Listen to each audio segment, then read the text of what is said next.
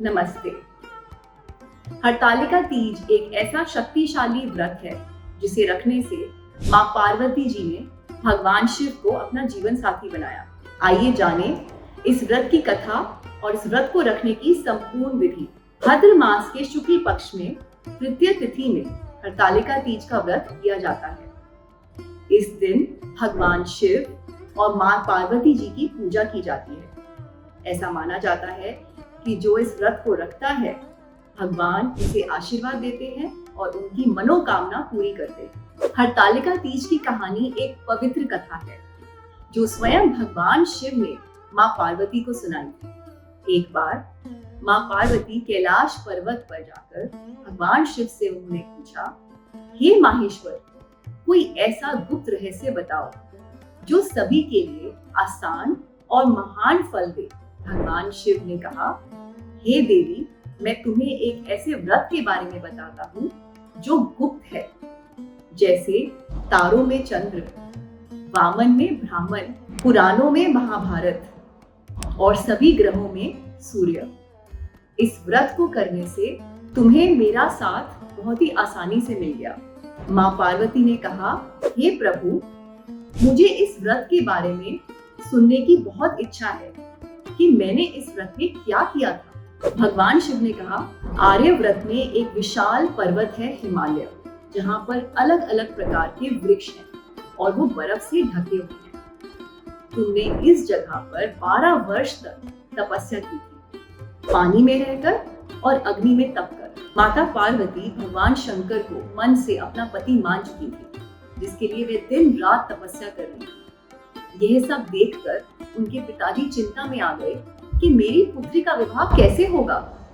तो एक दिन नारद मुनि आए और उन्होंने अपनी सलाह दी कि उनके लिए उचित वर भगवान विष्णु ही होंगे। ऐसा जानकर उनके पिताजी सहमत हो गए और उन्होंने उनके विवाह की तैयारी भगवान विष्णु के साथ शुरू कर दी। यह सुनकर माता पार्वती बहुत मायूस हुई और वो धरती पर बिलक बिलक कर रोने लगी। एक दिन माँ पार्वती सखियों के साथ गई और वन में जाकर वो एक गुफा में छिप गई।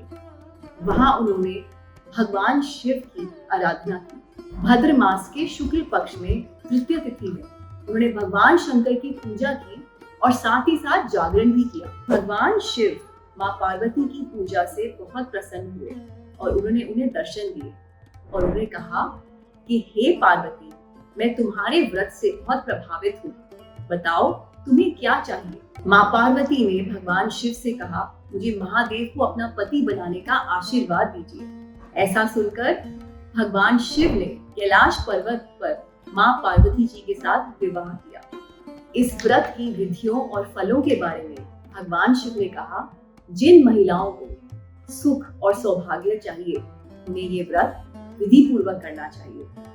मंडप बनाना चाहिए, लेप लगाना चाहिए, शंख और मृदंग बजाना चाहिए और फिर हरतालिका तीज की पूजा करनी चाहिए। ऐसा करने से उनकी मनोकामना जरूर पूरी होगी। रात को जागरण और साथ ही साथ भोग लगाने से इस व्रत के पूर्ण रूप से फल उन्हें जरूर मिलेगा।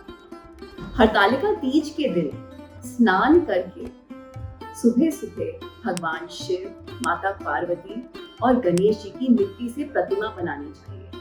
इसके उपरांत भगवान गणेश जी की पूजा करने के लिए उन्हें तिलक लगाएं और धूर्वा अर्पित कीजिए।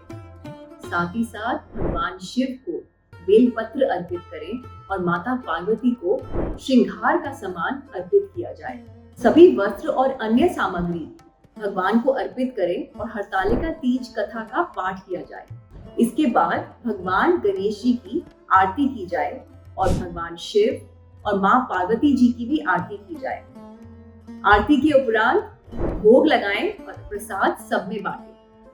हरतालिका तीज का व्रत रखते समय कुछ चीजों का ध्यान जरूर रखें ताकि आपको इस व्रत का असर पूर्ण रूप से मिले। सबसे पहले अवॉइड करें कि काले रंग के कपड़े ना पहनें।